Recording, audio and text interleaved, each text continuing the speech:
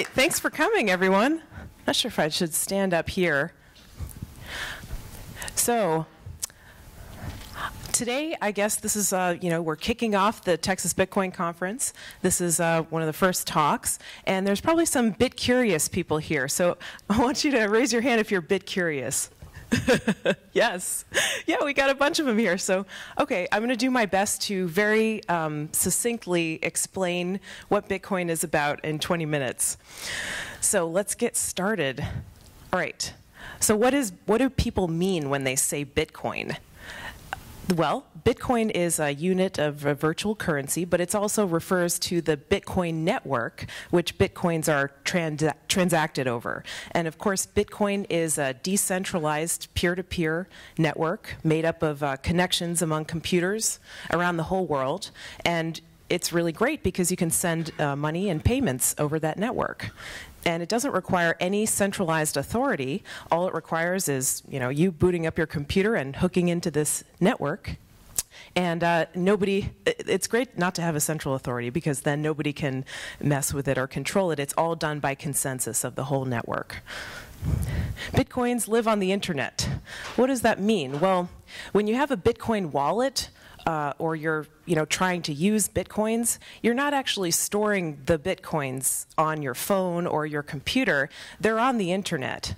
What you're storing is access to those Bitcoins and the ability to move them around. But they're always going to be on the internet. So that means if you have a phone or a computer or some other device that has a Bitcoin wallet on it, and you lose that device or you uninstall the program, the Bitcoins are still there. They haven't been destroyed. They're just, you're just not able to access them on that device anymore. But you can move them somewhere else, or you can move the access to them somewhere else.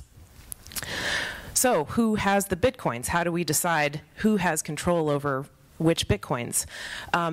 You may have heard of something called the blockchain, and I'm going to try to explain it with an analogy as best I can. There's an island in Micronesia called the island of Yap. And on this island, at some point in the past, they have these giant stones, as I've shown in these pictures. And at some point, somebody decided that these stones are money. Now, why did they use these stones as money? I'm not exactly sure. They're kind of cumbersome, right? They're big and they're hard to move around. You can't exactly wheel one from one person's place to the other. They're about the size of two people. But somebody decided these were money. So how did they keep track of who has which stones? Well, there's a public ledger that shows who has possession of the stones and who has the money. And everybody can see it. It's public to everyone who lives in the village, and it's written down, and everyone kind of agrees on it. Bitcoin is kind of similar to that. And by the way, I got this idea, if you want to dig into it further, from an article by George Edinger. It's called The Island of Stone Bitcoins, and it's really great at explaining this concept. But basically, that is the concept of the blockchain. The blockchain is a public ledger that everybody on the Bitcoin network has a copy of, and it tells you what Bitcoins are where. And when I say where, I mean in what Bitcoin address. So let's talk about Bitcoin addresses for a minute. You may have heard that term before. A Bitcoin address is kind of like an email address. So I'm going to use the email analogy to talk about this. I have an email address. It's Stephanie@letstalkbitcoin.com. And if you have my email address, I can give that out publicly. And if somebody has my email address, they can send me an email. Somebody else should not have my password, however. My password is private to me, or is supposed to be private to me, and that enables me to send emails out of my account. So if I give you my email address, you can't send an email from my account, but you can send an email to my account. Bitcoin is has a similar analogy. We had a little formatting mess up here, but with Bitcoin, you've got public Bitcoin addresses that you can give out to anybody, and it's safe to do that. In fact, that's how you get paid and how you can receive Bitcoins. So you can give out your public Bitcoin address. It looks kind of like a string of gibberish. It's about 36 characters. You'll see uppercase, lowercase numbers, and that's what a Bitcoin address looks like. It's a little bit not user-friendly, but that may change in the future. So if you give someone your Bitcoin address, that enables them to send you Bitcoins. There's also sort of an analogy to an email password with Bitcoin, and it's something called a private key. Now, your private key enables you to have the authority to basically sign transactions that send Bitcoins out of your Bitcoin addresses. So your private key should be kept secret just for you, unless you want somebody else to have access to your coins. So that's sending and receiving Bitcoins. So everybody's probably wondering, how does a Bitcoin transaction work? Well, you would have a Bitcoin, some kind of Bitcoin software, maybe on your phone, maybe on your computer, or you could use a web wallet, which means that you would go to a website, like maybe blockchain.info, and you would log into it, and you have a Bitcoin wallet right there in your browser in that website. And if you wanted to send a payment to someone, you would get their Bitcoin address, which looks like the long string of gibberish, 36 characters, and you would enter in their Bitcoin address, and you would enter the amount that you want to send, and then you would hit send. And that's basically it. And then the recipient would get the Bitcoins that you sent in relatively short order. It usually shows up within a couple of seconds. So that's all there is to it when you're sending a Bitcoin transaction. It's as easy as just, who do you want to pay? Put in the address. How much do you want to pay? Put in the amount and click send. Now, I wanted to do kind of a live demo here. So is there anybody in the audience that has a Bitcoin wallet on their phone and wants to get a little bit of Bitcoin? Okay, so I saw someone raise their hand. So I have some Bitcoin on my phone. I'm gonna use a smartphone app here on my cell phone, and I can send this gentleman a little bit of Bitcoin here. I'll send him 1 millibit. So come on up to the stage. I will open up my Bitcoin wallet. Now, you may not be able to see this here. I do have a very large phablet type phone, but this is the Mycelium wallet that I'm running here on my phone. I've got some Bitcoins here on my phone, and this gentleman has a Bitcoin app on your phone. What's your name, sir? Daniel. Hi, Daniel. Nice to meet you. I'm going to click send here on my phone. I'm going to scan his QR code, which tells my phone what his Bitcoin address is. And I take a little picture of it here. Enter the amount to send. I'm going to send you 1 millibit. Nope. And send. And there you go. That sound means that he received it. So it's as easy as that. Thank you, Daniel. So I didn't plan that at all. It's just that easy to send Bitcoins. All right. So, and when you're buying a product online, people probably wonder how that works. It's very similar to what just happened right there. You can go to a website, and usually in the checkout, there'll be some option that says pay with Bitcoin. You just basically click that. It'll give you a QR code that corresponds to a Bitcoin address that you send the payment to. And you send the amount of Bitcoin to that address using a Bitcoin client on your computer or your phone. And it's paid within a couple seconds. It actually, in a lot of cases, is shorter than using a credit card to pay the authorization process. And bam, you're done. Don't have to enter all those details, all that personal information that could be potentially stolen and hacked. Because, you know, giving your credit card details to all these companies, you know, not the best security practice, probably. So, okay, how do you know what the Bitcoin exchange rate is? That's a question that a lot of people want to know. There's a great website I would recommend called bitcoinaverage.com. There are several different exchanges where people exchange Bitcoin and fiat money back and forth for one another. And the price can be slightly different on each exchange. So what I like to do is go to bitcoinaverage.com, and that is a weighted average based on the trading volume on all these different Bitcoin exchanges. And you can look at different types of currency, US dollars, euros, yen, and so forth.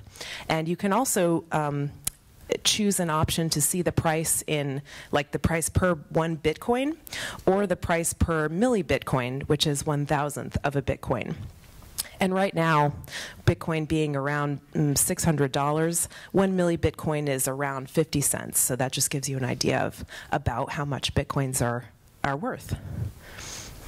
There's also the Bitcoin Paranoid app. I'm a big fan of this app. It's an app for Android, and it will show you the Bitcoin price, and you can choose to refresh every 15 seconds or every hour, or if you're really paranoid, you can refresh it like every second or something like that with different data sources. So that's for your phone.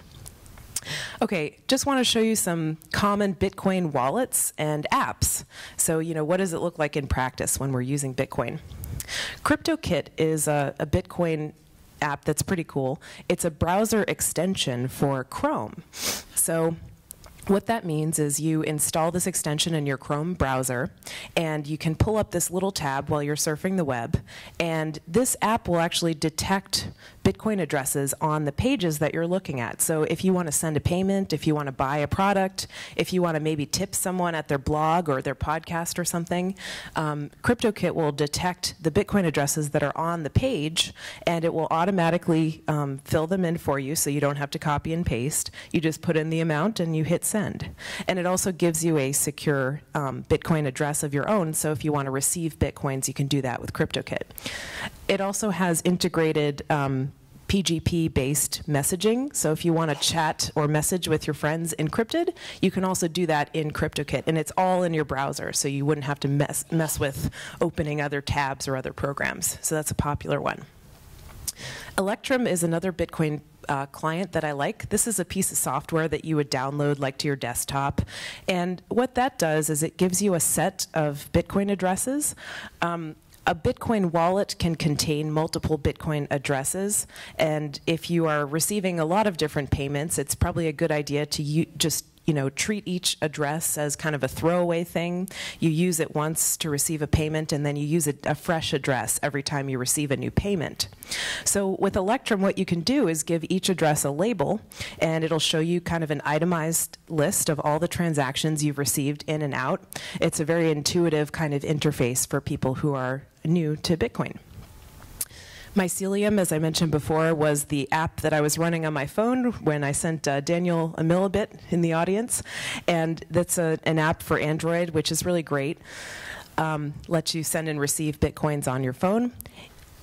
All of these apps that I'm mentioning, too, you can control your own private keys. So there is a way to take your private keys from these applications and move them back and forth to other apps or other programs. So you ultimately have control always over your private keys, and that means over your Bitcoins. Apple blocks Bitcoin apps from their iPhone store, and this has been kind of a point of controversy, but of course, if you can use a browser on your iPhone, you can access something like blockchain.info, which I think, yeah, I've got it right here. Blockchain.info, as I mentioned before, is a web wallet. So you can basically you log into a website and you have a Bitcoin wallet in your account on that website. And it's also, there's a mobile app for Android. There was for iPhone too, but Apple blocked it, as I mentioned. But it will still work in your browser on an iPhone or iDevice. Armory is another wonderful Bitcoin client that's like a piece of software you would download to your desktop. Armory is cool. It's a little more advanced. You've got like basic mode and advanced mode that you can run it in. But Armory is just great for Bitcoin security. It lists all the transactions in and out. It makes it really easy to back up your private keys. You can even do a backup that's split into several pieces. So like if somebody, and you can like distribute it to different people. So if you make a backup in 5 different pieces, and let's say you have 5 children and you want them to have your Bitcoins if something happens to you, well, if 3 of your 5 children have a piece of your fragmented backup, they can put it together and they can access the coins. So Armory is great for kind of a little more complicated things like that. And I think we're a little before time, but that's fine. I want to leave time for questions. So does anybody have questions? Yes. Please, for the audio and video. My name is Kanan. I'm curious what the advantages or disadvantages are of, for example, using blockchain on your phone as opposed to one of these other apps. I know blockchain is, I guess some of these apps, that wallet is actually on your phone as opposed to on a website. Is that correct? And so what's the advantages and disadvantages of that? Oh, okay, great. So with something like blockchain.info, one of the advantages is convenience, obviously, because you can access it from any browser, anywhere, and you can also have a phone app that goes with it. They do have, usually when you're talking about convenience, it's a trade-off with security. So of course, if you have your private keys stored on a website, it could be vulnerable to some kind of attack, like if blockchain.info were to get hacked or something like that. So with web wallets, it could be, something that you might want to do would be to only keep kind of like spending change in there. Don't keep your life savings in a web wallet, right? You may want to choose a different method for that. Blockchain.info does have two-factor authentication. So that's an extra security feature that you would log in with not only your password, but also like a one-time password from Google Authenticator. So yeah, it's always kind of security versus convenience. Actually, can I add a little bit to that? Sure. Blockchain.info is actually not in control of your keys. They are encrypted in the browser or in the app, and they never actually have access to them. So they are not at all in control of your keys. They do not have them. Just want to make that really clear. Okay, thank you. Thank you. Questions? Another question? We actually broke for questions a moment early. If you have a little more material to cover. No, I didn't have much more. Anyone in the back? We have quite a bit of time here. Please come up. Just give me your first name and. Hey, I'm James Ciantolo. Just to finish that off, actually blockchain, as she said, it's exactly right. Blockchain is a client-side address creation and all that. A lot of them are server-side. So as long as you're using blockchain.info, they'll never touch your keys. They can't even get them. It's a JavaScript client-side. So, right. Of course, though, if you have a machine that's infected with malware or something, there's always the risk that your password could get stolen. Yeah, but they do have two-factor authentication as well. Could you mind? Anybody else curious about Bitcoin? Yeah, we have another question. Another question? Just a moment, please. Thank you. Hi, Brian Goss from Rochester, Minnesota. It's also important to point out that just because they don't have access to your private keys doesn't mean you're necessarily doing business with them. Blockchain.info does have a plugin that you can install in your browser to decrease the chances of somebody supplying you with a malicious script. They are by design intended to be trustless, but there's a whole bunch of caveats to trustlessness when it comes to knowing, are you actually connected to blockchain.info? Are you actually getting the JavaScript that they say that they're giving to you? So there's a couple caveats, but their design is to not know anything about your wallet. They'll keep it encrypted for you, but they can't do anything with it.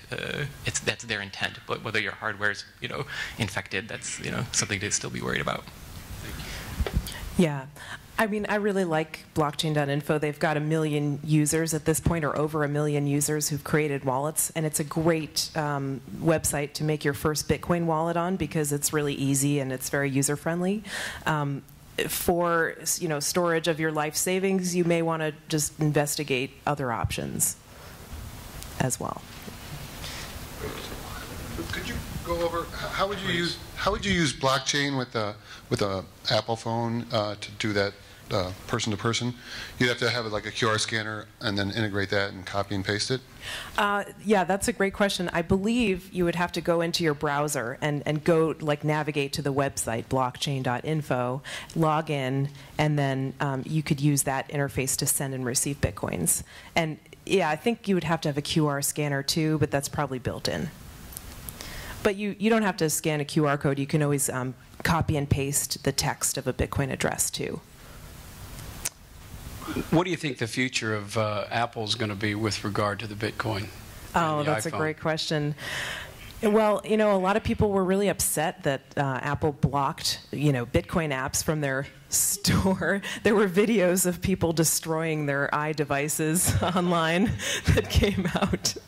And, I think they see competition, perhaps. You know, they want to have their own payment network, and they want to get a cut of the apps, and they don't like what blockchain.info or other Bitcoin apps are doing.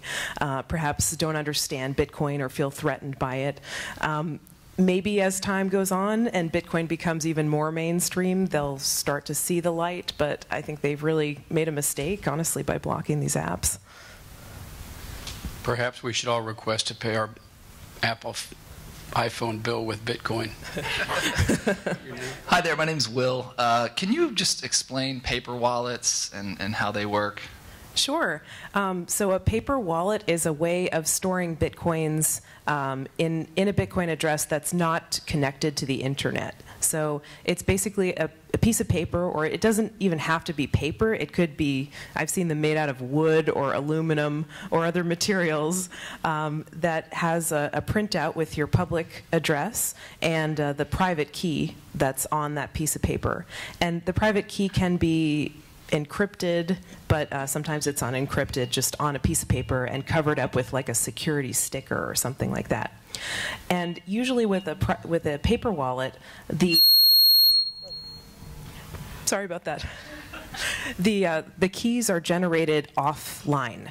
So what that means is you can use a piece of software to have a completely clean computer that's never been connected to the internet, a fresh installation of an operating system that you're sure is not infected by malware, and you use some software on that to generate Bitcoin key pairs of addresses with private keys. And then you print them out on paper to a wired printer, because if it's wireless, someone else might pick it up. And this is considered the ultra secure way of storing Bitcoins. With paper wallets, of course, there's the danger of anything that could be potentially, any physical document that could get destroyed. So, there's fire, there's water, there's fading over time, there's loss and theft, of course, because if somebody gets their hands on your paper wallet, then they can get your keys and they can take your Bitcoins. And actually, there was a famous incident where there was a news broadcast where the newscaster was showing off. He got his first Bitcoins on a paper wallet, and it had the private key on a QR code on that paper wallet, and he flashed it on the TV screen and held it up to the camera, and so the world could see his private keys, and somebody got a hold of him and took his Bitcoins right away.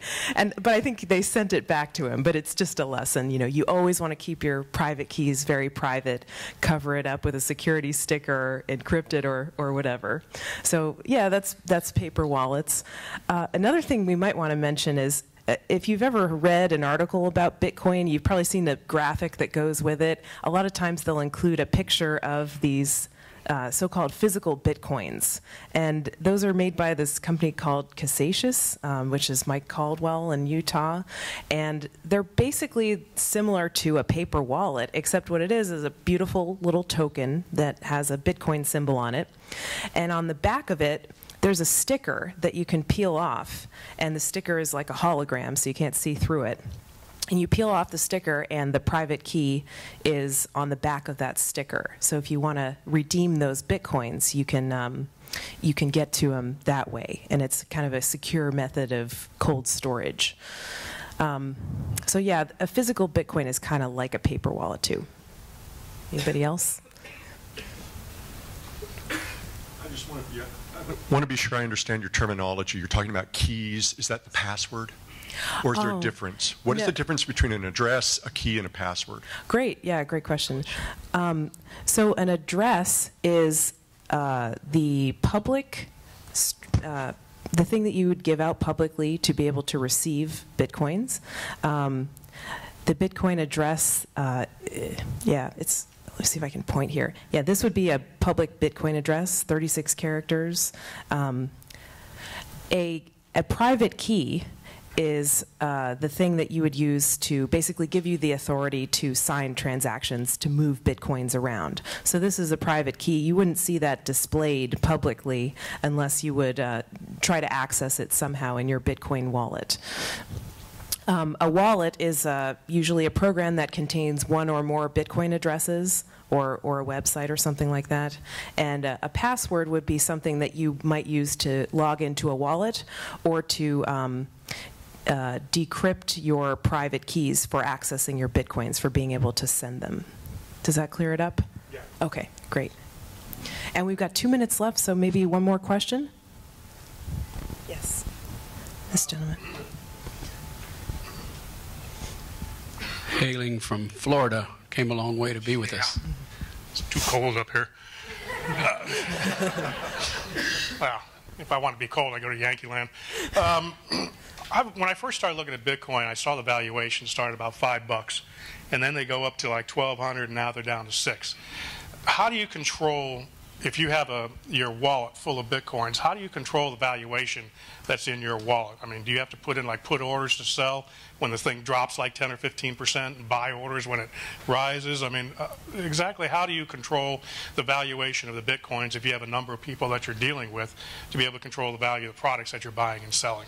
Yeah, that's a great question. So you can't control the exchange rate, obviously. That's determined by the whole market. But if you wanted to have some Bitcoin holdings that totaled a certain amount, what you would probably have to do is keep the Bitcoins in some kind of exchange and have them ready. You can put in orders to buy or sell at a certain price.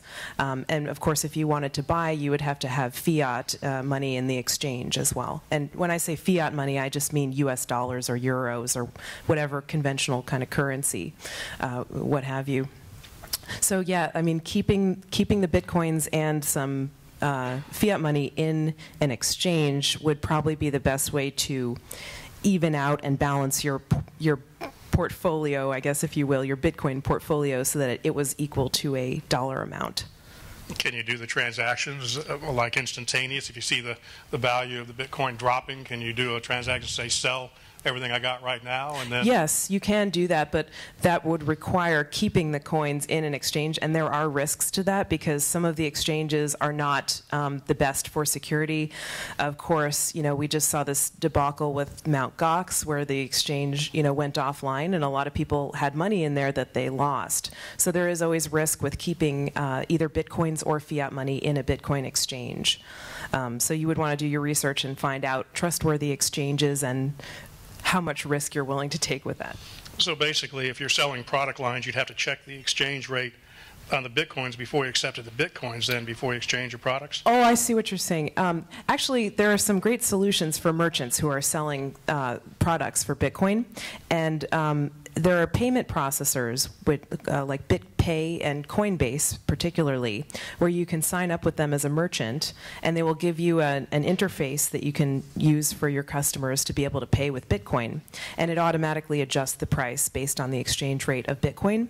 You also have the option to convert the Bitcoin into dollars directly after the sale and get paid in dollars from that. Okay. Does that help? Sir?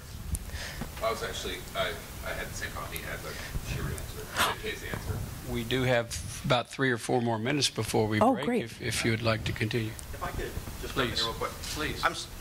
I'm sorry, I missed the first part of your thing here. No problem. I did have a couple of questions, though. One is, did you talk about how people could set up a wallet? Yes. And do that? Okay.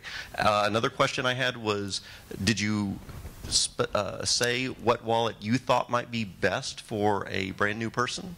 Also, yeah, I gave fantastic. a couple of different options, but yeah, just to be clear, if you're a newbie and you want to set up your first Bitcoin wallet, blockchain.info is a great way to go.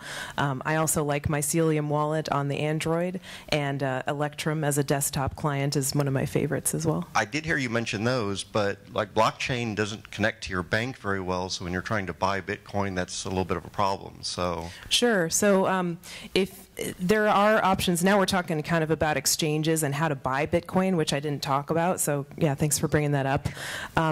There is a convenient way to buy and sell Bitcoin. You can link your bank account to something called Coinbase, which is very popular. Of course, it is not anonymous. It's tied to your identity, but you can easily buy and sell Bitcoins by linking up your bank account to Coinbase. right, and yes. Coinbase is one of my favorite also. And then also, I don't know if you were actually going to be helping people set up wallets. I would be happy to help people set up wallets. I can hang around here for a couple minutes after the talk, and if anybody wants some help, we'll try to do tech support. Yeah. And actually, one thing, I'm on staff here at the conference also, in booth 26, we're going to be setting up wallets there also. In fact, I'm going to be the person there helping people set up wallets. Oh, great. So you're welcome to do that here if you want, but the conference itself does have booth 26, and there's a couple of times, I think, 2 or 3 times today, 2 or 3 times tomorrow, we'll help people with wallets. Great. Okay, well, why don't we recommend leaving it to the pros? Visit booth 26 for that. Booth 26. We have time for one more question, then we'll break for some networking. I'll take that question if nobody else will. Sure. There's a story of a company called Bitcoin Exchange Limited in London. Have you heard of them? No. Based in London. There's a lot of traffic on the internet about they're going to exchange through PayPal coins for cash.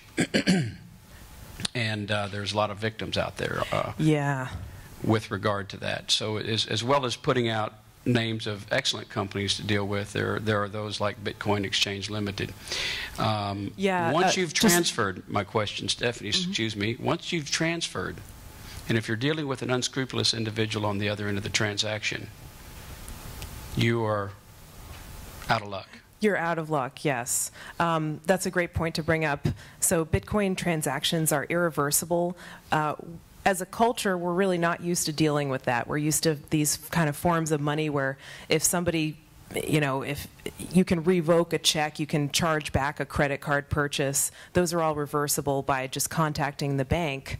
But with Bitcoin, you're kind of your own bank. So the best way to avoid those situations is to be really careful whenever you go to send Bitcoins. And also watch out for anybody who claims to be selling Bitcoins by PayPal, because PayPal is reversible. So what they will do is, you might send them Bitcoins, and they'll say, oh yeah, we'll send you cash by PayPal. They send you cash, but then they reverse the charge and probably report you to PayPal, because PayPal is actually hostile to Bitcoins. So you get double screwed because you lose your Bitcoins and you are also out the cash. So be really careful before you send Bitcoins to anyone. I would recommend don't leave life-changing amounts of money in exchanges either, because that can be a point of trouble. And if you have a lot of Bitcoins or a large amount that you want to secure, this talk didn't cover that, but look into Bitcoin security and secure storage, cold storage. In closing, could you speak a moment about Bitcoin ATMs? Oh, sure. So there are a number of machines floating around. I think there's one at this conference that are called Bitcoin ATMs. Sometimes they're not really ATMs because they don't go both ways between cash and Bitcoin. Sometimes they're more like a vending machine. So you would put in cash and you would get Bitcoins back onto your phone or computer or whatever device you're holding up. You just would need to hold up a QR code with a Bitcoin address where you want to receive the Bitcoins. Some of them do go both ways between Bitcoin and cash. Some of them take fingerprints. Some scan driver's licenses. And so if you're concerned about privacy, that may not be an option for you. And of course, these are new technologies. All ATM machines are vulnerable to hacks and thefts. So giving out personal information, may not be something that everyone wants to do, but of course it is a convenient way to get Bitcoins. Can you remain here in the room for some Q&A and networking? Thank Absolutely. you for coming all the way from New Hampshire to join us today. Thank you so much. Thanks, everybody, for coming.